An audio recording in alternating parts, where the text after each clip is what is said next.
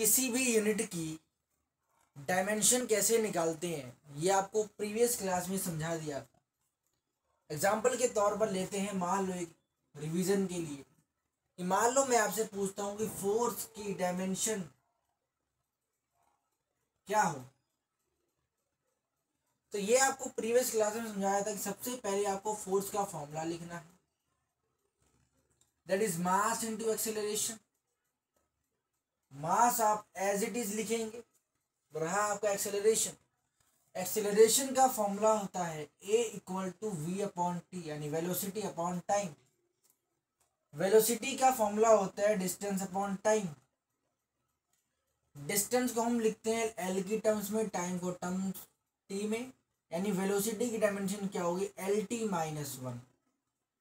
ये वेलोसिटी की डायमेंशन। तो अगर मुझे एक्सेलरेशन की डायमेंशन निकालनी है तो वो हो जाएगी v अपॉन टी, यानी L t minus one upon T.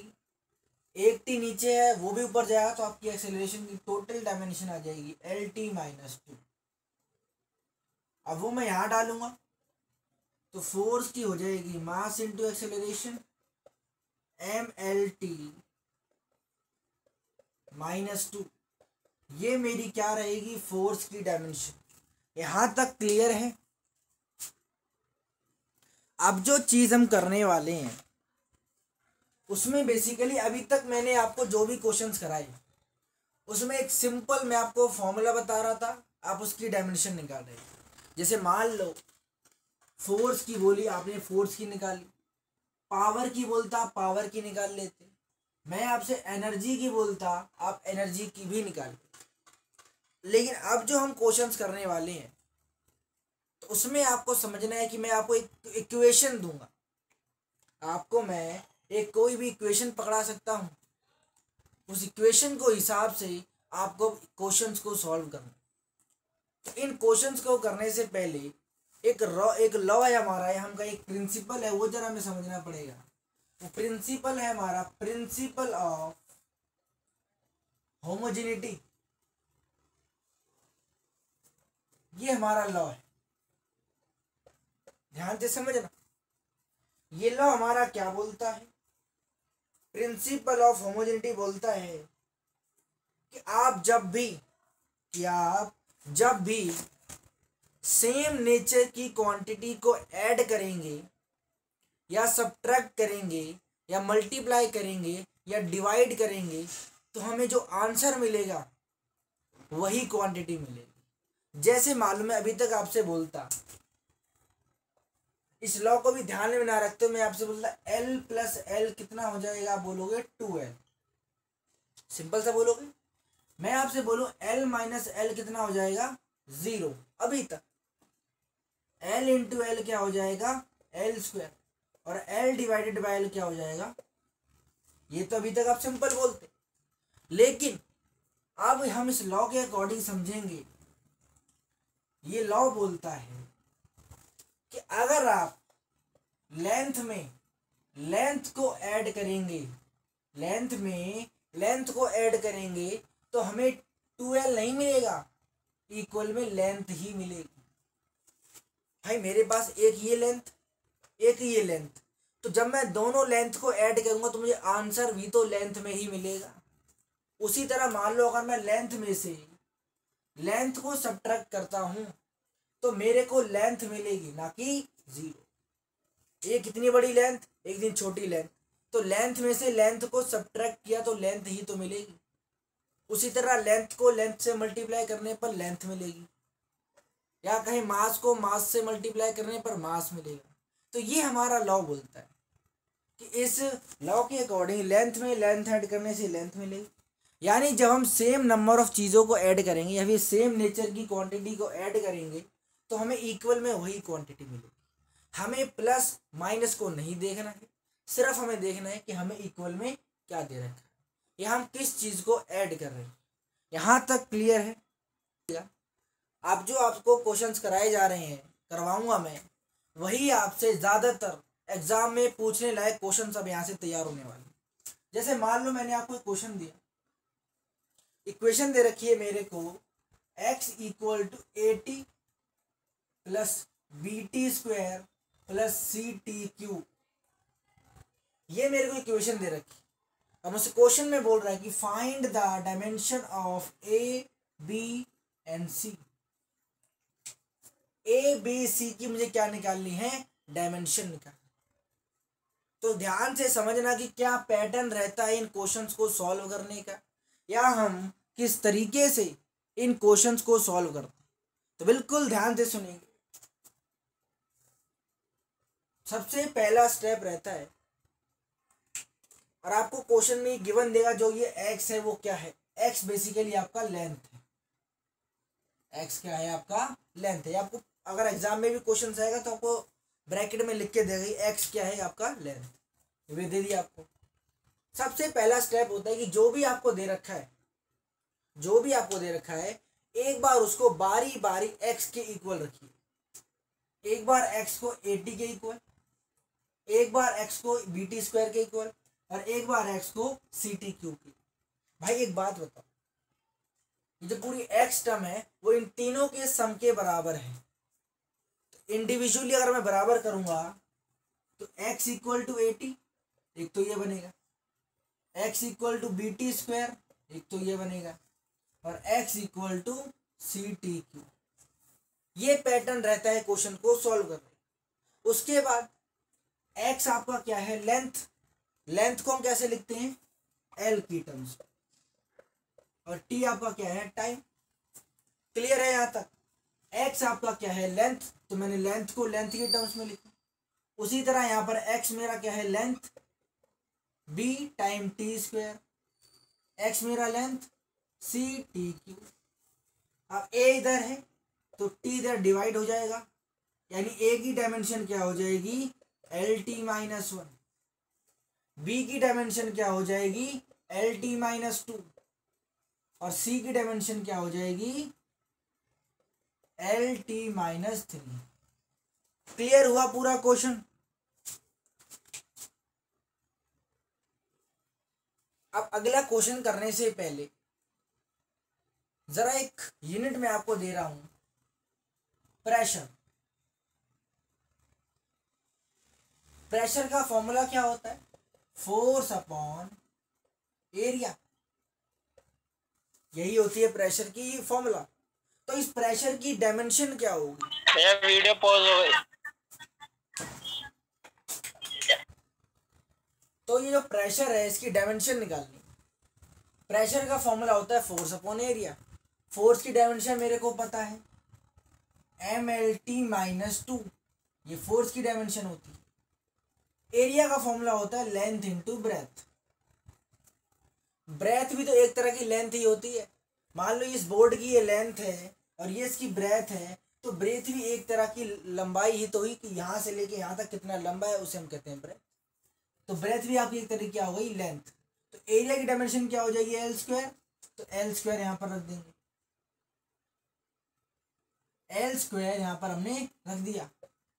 M l t minus 2, l square का मतलब एल इंटू एल, इससे ये कैंसिल, बचेगा एक एल, ये ऊपर जाएगा। तो m l minus 1 t minus 2, ये क्या है, मेरी प्रेशर की डायमेंशन। क्या क्लियर है यहाँ तक। अगला क्वेश्चन कर रहे हैं हम।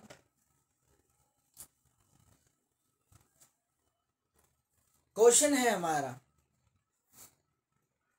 इक्वेशन है P plus a by b square, P plus a by v square, V minus b equal to r t. ये मेरा क्वेश्चन है मेरे पास, P plus a by v square, V minus b equal to r t, और P जो है ये आपका प्रेशर है, V आपका वॉल्यूम है, और T हमें हमारा टेम्परेचर है, R जो है ये गैस कांस्टेंट। ये केमिस्ट्री की एक पूरी इक्वेशन है, जब आप चैप्टर पढ़ेंगे आगे केमिस्ट्री में उसमें ये इक्वेशन आप समझेंगे इस इक्वेशन का मतलब क्या होता है। अभी फिलहाल आपको ये डायमेंशन चैप्टर में क्वेश्चन करने के लिए दे रखा है, तो हमें ए और बी इन दोनों की डायमेंशन निकालना। तो ध्यान से समझना, तरीका होता है कि एक बात समझो, आर तो ये गैस कांस्टेंट है, कांस्टेंट की कोई भी डायमेंशन नहीं होती, ये तो आपको पता है कि कांस्टेंट की कोई भी डायमेंशन नहीं होती। टेम्परेचर जो है, ये जो इक्वेशन होती है ना, ये गैस के एक पर्टिकुलर टेम्परेचर पर ही ये इक्वेशन सेटिस्फाई होती है। जैसे मान लो मैं आपको कोई भी इक्वेशन लिख के दे रहा हूँ, तो ये किसी ना किसी टेम्परेचर पे होगी, चाहे वो 298 केल्विन हो, 232 केल्विन हो, तो टेम्परेचर भी इस पॉइंट पर क्या होगा, कांस्टेंट होगा। यानी कि आरएचएस वाली टोटल टर्म मेरी क्या हो गई, कांस्टेंट हो गई। आरएचएस वाली टोटल टर्म मेरी क्या होगी, कांस्टेंट होगी। भाई आर तो मेरा गैस कांस्टेंट है, ये तो है ही कांस्टेंट, टेम्परेचर भी इस टाइम पे क्या होगा, कांस्टेंट होगा, तो ये पूरी टर्म क्या होगी, कांस्टेंट, और कांस्टेंट की कोई भी डायमेंशन नहीं। अब ये इस हमें इस तरीके को सॉल्व करना है, आरएचएस को सॉल्व करना है, ध्यान समझना। आप लिखेंगे according to homogeneity law, homogeneity law के अकॉर्डिंग एक एक टर्म को उठाएंगे, एक एक टर्म को उठाएंगे। p plus a by v square है, इसको आप लिखेंगे p equal to a by v square. ये समझ में आया?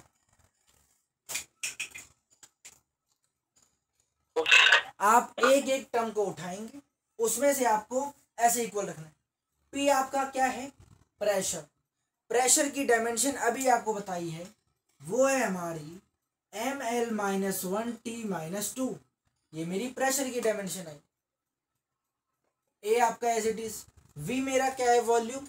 अच्छा, वॉल्यूम का फॉर्मूला होता है लेंथ का क्यूब, यानी इसकी डायमेंशन क्या हो गई, एल क्यूब, तो आपने यहाँ पर एल क्यूब डाल दिया। आप ए की डायमेंशन निकालनी है तो एल क्यूब को कर देंगे क्रॉस मल्टीप्लाई।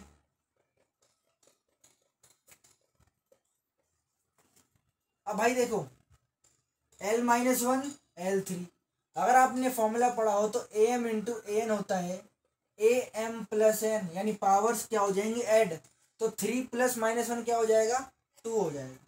फॉर्मूला आंसर आ जाएगा ml²T-2, ये मेरी ए की डायमेंशन। क्लियर हुआ ये पार्ट? Sorry mistake. वॉल्यूम की यूनिट क्या हो गई, एल क्यूब, तो वॉल्यूम की डायमेंशन एल क्यूब, इसका स्क्वायर है यहाँ पर, ठीक है। तो ये मेरा हो जाएगा ml-1T-2 ए बाय 3 इंटू 2 क्या हो जाएगा, एल की पावर 6। ये आपने पहले फॉर्मूला पढ़ा होता, ये होता है ए एम इंटू एन, ये हो जाता है ना, तो 3 इंटू 2 6 हो गया। अब ये इधर डिवाइड हो रहा है, मुझे बेसिकली ए की डायमेंशन नहीं तो चाहिए, तो एल सी इधर डिवाइड हो रहा है, उधर जाके मल्टीप्लाई हो जाएगा, यानी कि ml-1T-2 इंटू L6। अब ये L-1 और L6, इसके अंदर फॉर्मूला लग जाएगा a m into a n, a m plus n, यानी 6 -1 प्लस 6 क्या हो जाएगा, 5 नहीं आ जाएगा यहाँ पे। क्लियर है यहाँ तक? हाँ भैया। तो आपकी पूरी टोटल डायमेंशन क्या हो जाएगी ये की, ml-5T-2। क्लियर है? हाँ भैया समझ लिया। अब नया चैप्टर, अब वो क्या बोलते हैं, सेकंड हमारा क्या था, v माइनस बी, ये हमारे पास था।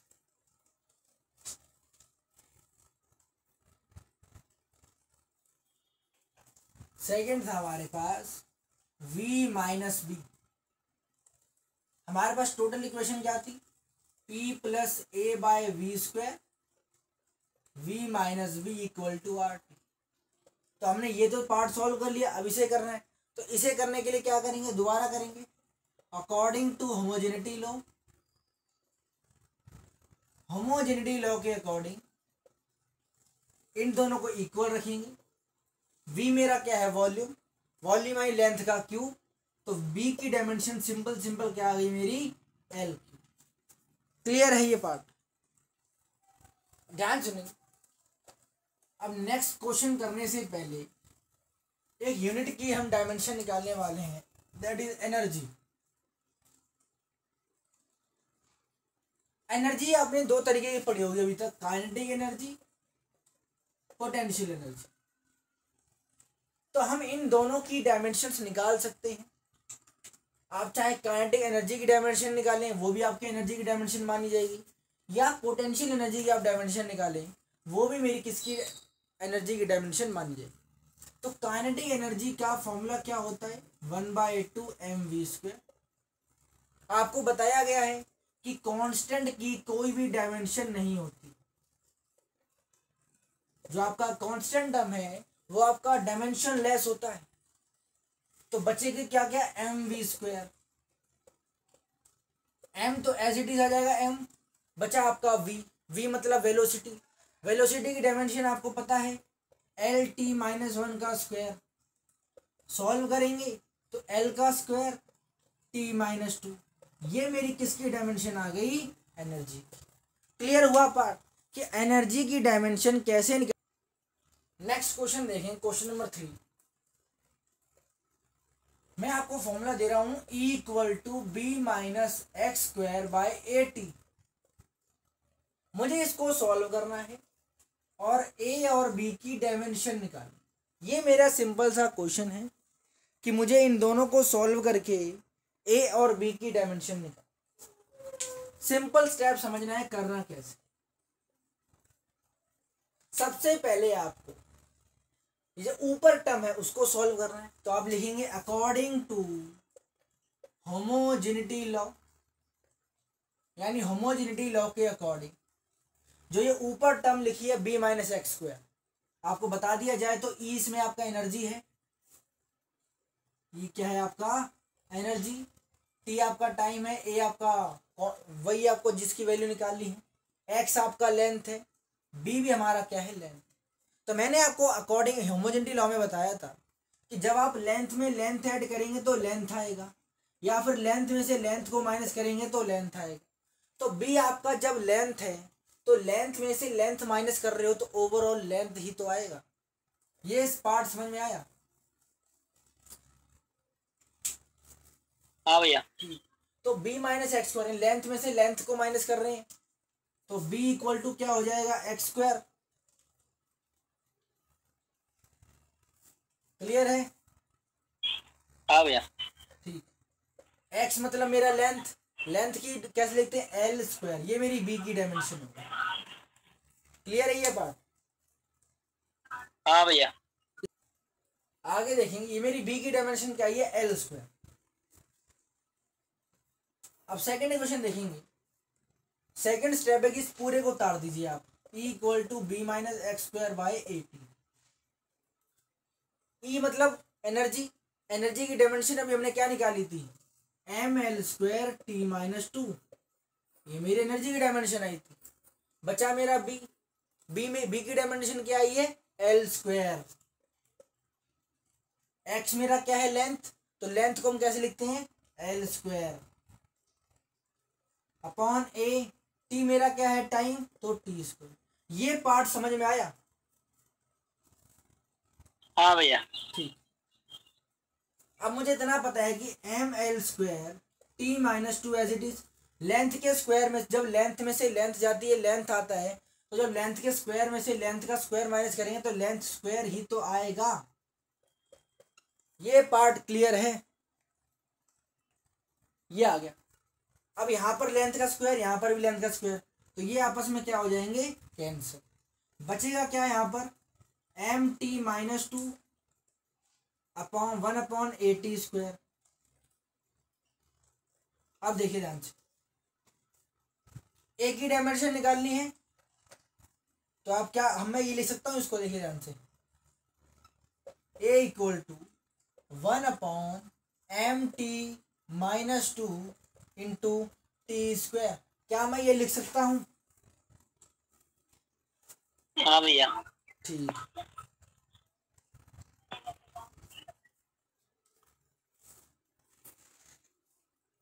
अरे यार ये क्या था, अपॉन 80 था ना, स्क्वायर नहीं था, ये एक ही टी आएगा।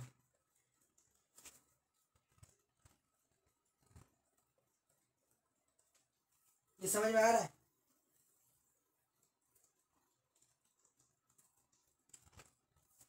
भैया पिन तो 80 स्क्वायर यहाँ भी लगा नीचे। हाँ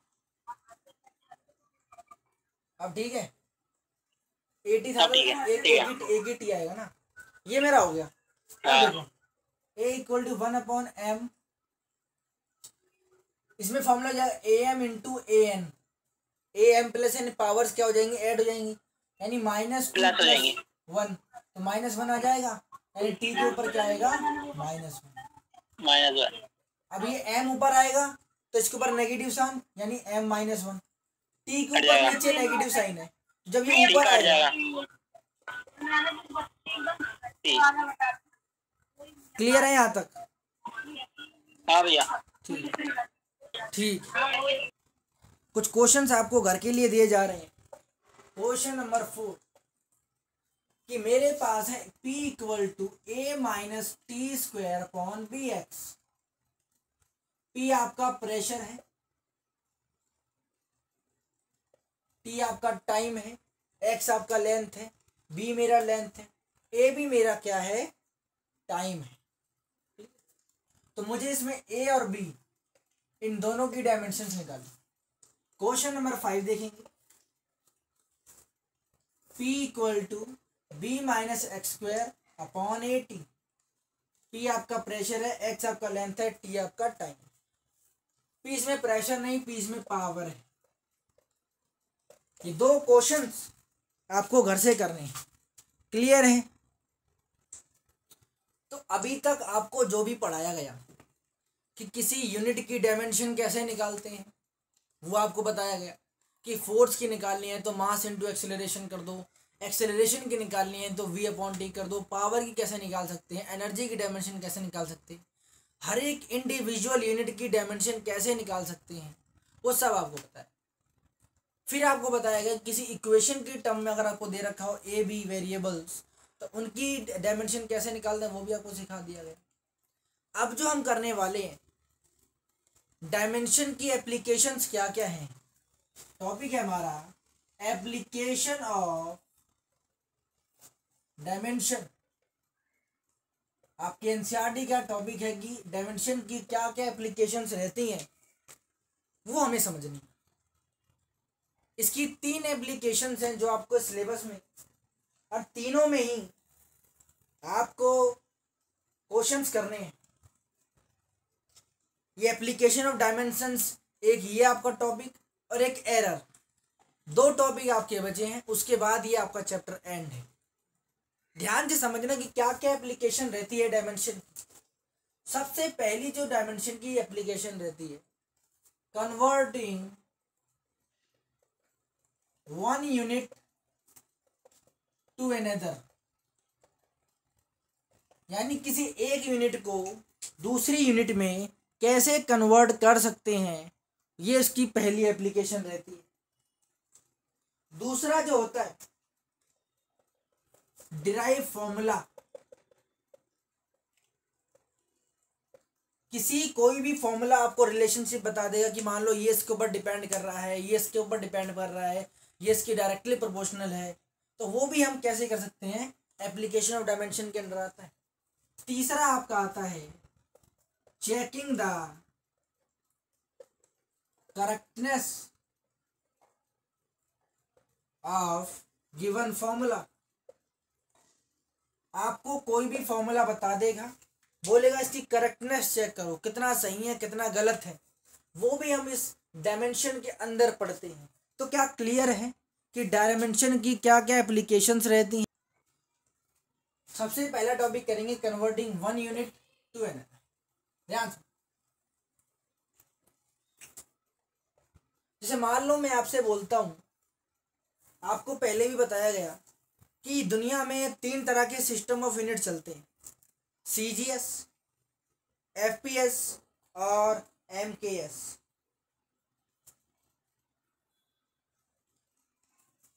CGS, FPS और MKS, ये हमारे सिस्टम ऑफ यूनिट चलते हैं। 2 मिनट रुकना यार, इंक डाल।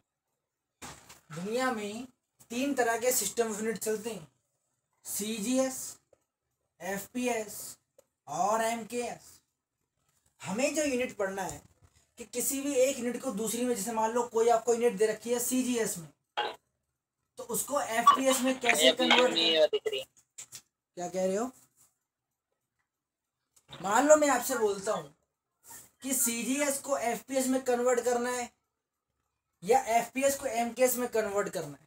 ये जो कन्वर्ट करने वाला सिस्टम होता है, इसी को हम कहते हैं किसी एक यूनिट को दूसरी में कन्वर्ट कैसे करें। जैसे मान लो आप बोलते हो 1 मीटर में 100 सेंटीमीटर होते हैं। अरे यार, इंक भी ना। 1 मीटर में 100 सेंटीमीटर होते हैं, ये आपको पता है। तो सीजीएस को एफपीएस में कैसे बदलें या एफपीएस को एमकेएस में कैसे बदलें? ये जो हमारा सिस्टम रहता है, इसे हम बोलते हैं converting one system to another. जैसे मान लो आप बोलते हो कि 1 मीटर में 100 सेंटीमीटर होते हैं, तो आप जानते हो कि ये जो मीटर है ये एमकेएस सिस्टम के अंदर आता है। एम फॉर मीटर, बाकी किसी में भी मीटर एमकेएस। और जो ये आपका सेंटीमीटर वाला है ये सीजीएस के अंदर आता है। ठीक है, तो एमकेएस किस तरह सीजीएस में बदल गया, ये प्रोसेस हम देखने वाले, ध्यान से समझ। ओके। अब जैसे मान लो आप बोलते हो कि फोर्स की यूनिट होती है न्यूटन। फोर्स की यूनिट क्या होती है? न्यूटन। अब आपको एक मैं नया चीज बताने वाला। फोर्स की यूनिट क्या होती है? Newton, N. अब मैं आपको एक नई चीज बता दूं कि एक न्यूटन, जो आपका एक न्यूटन है, वो 10⁵ डाइन के बराबर होता है। Dyne is not anything but the unit of force. एक, ठीक है, आपने 1 मीटर लिखा, आपने 100 सेंटीमीटर लिखा, तो ये जो 1 होता है, ये 100 होता है, ये आपका कहलाते हैं फर्स्ट वैल्यू ऑफ यूनिट। ठीक है, ये सेंटीमीटर, ये मीटर, ये आपके कहलाते हैं सिस्टम, कि आपने उस यूनिट को किस सिस्टम में लिखा है। जैसे मान लो ये आपने 1 न्यूटन लिखा है, तो ये जो 1 है ये आपका फर्स्ट वैल्यू ऑफ यूनिट है। ये जो न्यूटन है ये आपका यूनिट सिस्टम है। किस सिस्टम में आपने लिखा है? आपने इसको एमकेएस सिस्टम में लिखा है। 10⁵ ये हमारा क्या है? First value of unit. और दूसरा हमारे पास क्या है? डायन, यानी किस सिस्टम में लिखा है। तो हमें बेसिकली क्वेश्चन हमारा है कि 1 न्यूटन में कितने डायन होते हैं, ये हमें पता करना है बेसिकली सिस्टम। अभी तो मुझे पता था कि 1 न्यूटन में 10⁵ डायन आते हैं, लेकिन आया कैसे वो मुझे समझना है। ये आपका एमकेएस सिस्टम, ये आपका सीजीएस सिस्टम। आपने ऐसे लिखा, सिंपल पहला रूल। ये जो 1 है, आपको पता है कि किसी भी सिस्टम में 3 चीज़ें कॉमन होती हैं, मास, लेंथ और टाइम। क्योंकि ये फर्स्ट नंबर पे है तो मैंने m1, l1 और t1 लिख दिया। सेकंड में डायन, डायन के आगे कोई भी वैल्यू ऑफ यूनिट नहीं है तो मैंने इसको लिख दिया x2। किस सिस्टम में है? सीजीएस सिस्टम में। सेकंड नंबर पे है तो m2, l2, t2 लिख दिया। ये क्लियर हुआ? ये आपने लिख दिया, आपने 1 मल्टीप्लाई करा, फिर आपने क्या करा, ये जो m1 है ये m2 है, इस m2, l2, t2 को इसके नीचे आप डिवाइड में लेकर आ गए, यानी m1, l1, t1 multiply 1 divided by m2, l2, t2, ये आप डिवाइड में ले आए, बचेगा क्या यहाँ पर? x2। अब ध्यान से समझना, ये आप x2 यहाँ पर ले आए,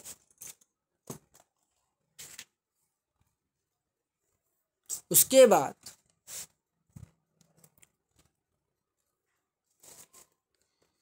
आपने लिखा m1, l1, t1, m1, l1, t1 upon m2, l2, t2 is equal to x2, ये आपने लिखा। उसके बाद m1 के नीचे आप m2 डालेंगे, M1 के नीचे M2, L1 के नीचे L2 और T1 के नीचे T2 इक्वल टू में क्या आ जाएगा x2। अब एक बात ध्यान से सुनना, एक बात ध्यान से सुनना, जो ये आपका न्यूटन है, ये जो आपका न्यूटन है, ये किसकी यूनिट है? फोर्स की। किसकी यूनिट है? फोर्स की। लेकिन फोर्स की डायमेंशन क्या होती है? फोर्स की डायमेंशन क्या होती है वो बताओ। फोर्स की डायमेंशन होती है MLT-2। ये डायमेंशन होती है फोर्स की। अब ध्यान समझना, आपने M1 के नीचे M2 लिखा, M1 के नीचे M2, L1 के नीचे L2, T1 के नीचे T2 इक्वल टू में x2। ये M1/M2, L1/L2, T1/T2, ये M1/M2 जो ओवरऑल मास की ही तो टर्म हुई, L1/L2 ओवरऑल लेंथ ही तो टर्म हुई, T1/T2 ये ओवरऑल आपकी टी टाइम की तो टर्म हुई। यहाँ देखकर बताओ मास की पावर कितनी है? 1 फोर्स की यूनिट में। हाँ भैया। तो यहाँ पर M1/M2 की पावर हम लगा देंगे 1। लेंथ की पावर कितनी है? 1, आपने 1 लगा दी। 1। टाइम की पावर कितनी है? -2। 2 -2। ये ऊपर वाला M1 L1 T1 जो है, ये ऊपर वाला M1 L1 T1 जो है, ये आपको पता है ये आपका MKS सिस्टम का है। नीचे वाला जो आया M2 L2 T2 ये आपका CGS सिस्टम में। तो MKS सिस्टम की बात करूं तो इसमें आपका मास किस में मीटर होता है, किलोग्राम होता है और सेकंड होता है। ये MKS सिस्टम की बात। CGS में बात करूं तो सेंटीमीटर होता है, ग्राम होता है और सेकंड होता है, यही होता है। तो M1 में मास किस में होता है? सॉरी M4 मीटर, M4 मास। तो मास किस में होता है? किलोग्राम में। मास किस में होता है? किलोग्राम में। तो M1 में आप लिखेंगे किलोग्राम। M2 मास किस में है? ग्राम में, तो आपने ग्राम लिख दी, पावर 1। लेंथ किस में है? M1 में मीटर में, M2 में सेंटीमीटर में, तो आपने सेंटीमीटर मीटर लिखा। टाइम दोनों सेम है, सेकंड, पावर -2 x2 आ गया। ये तो पूरी कैंसिल हो जाएगी, सेकंड से सेकंड कैंसिल। 1 किलोग्राम में कितने ग्राम? 1000 ग्राम, तो आपने ऐसे लिखा।